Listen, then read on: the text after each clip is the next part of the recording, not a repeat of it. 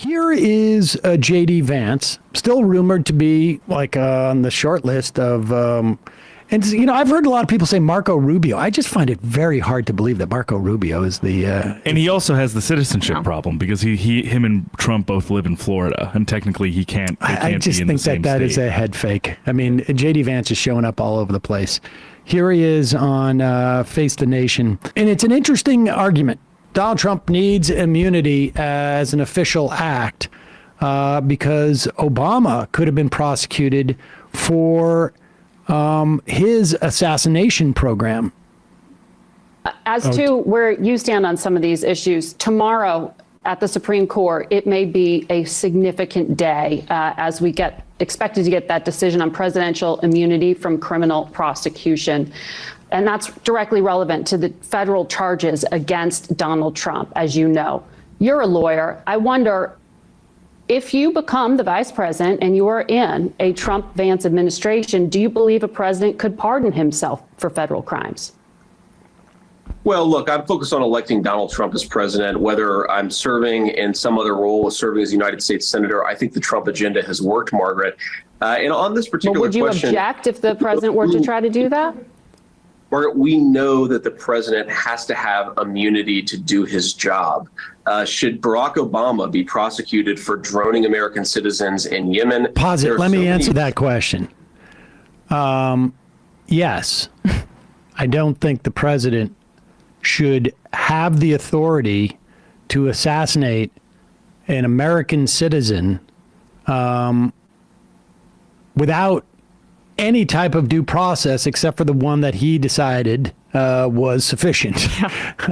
Use fancy stationery. I don't know that I don't know that a due process system could actually come up with actual due process when it comes to assassinating a citizen, frankly. But I do think that, yes, he should be subject to prosecution because we need to make sure that that president doesn't have the ability to do that. And let's also be clear, in that instance, as much as I do think that there should be a prosecution or at least, you know, some liability associated with that, the president should not have that power. Let's be clear that there's a difference between Barack Obama assassinating a citizen predicated on the idea that that person represents a national security threat that has gone through a process, and a president saying, this guy I'm running against represents a national security threat. How have I determined that? Well, because he could beat me for president. But you can see that Vance almost has a point that Obama should be prosecuted. Yeah. Go ahead.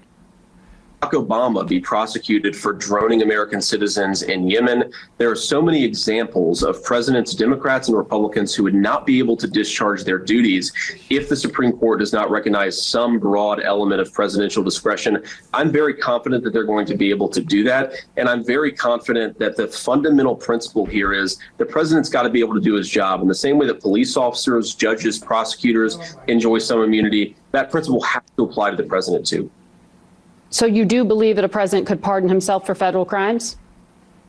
I believe that the president has broad pardon authority, Margaret, but more importantly, I think the president has immunity. It's not about whether he should pardon himself. It's about whether he be prosecuted in the first place for discharging his official duties. So in that way, I sort of reject the premise of the question here. We need to have some recognition that a Democrat wins the presidency. They try to throw the Republican president in jail. A Republican wins the presidency.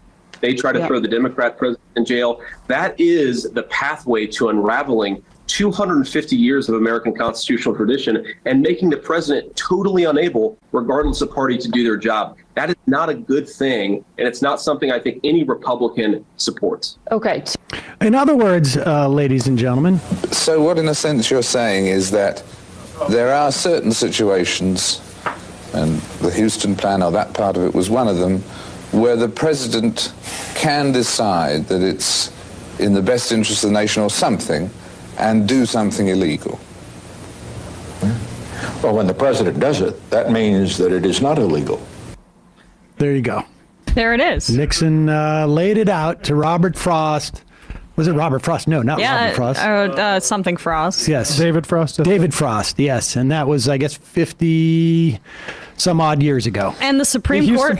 Sorry, go ahead. No, I was just saying the Supreme Court sided against Nixon in that case, but now in 2024 retroactively says that Watergate actually probably was fine. Go ahead, Matt. Houston was a White House liaison assigned by a committee chaired by J. Edgar Hoover. The Houston plan mentioned there, the plan called for domestic burglary, illegal electronic surveillance, and opening the mail of domestic radicals. At one time, it called for camps in Western states where anti-war protesters could be detained.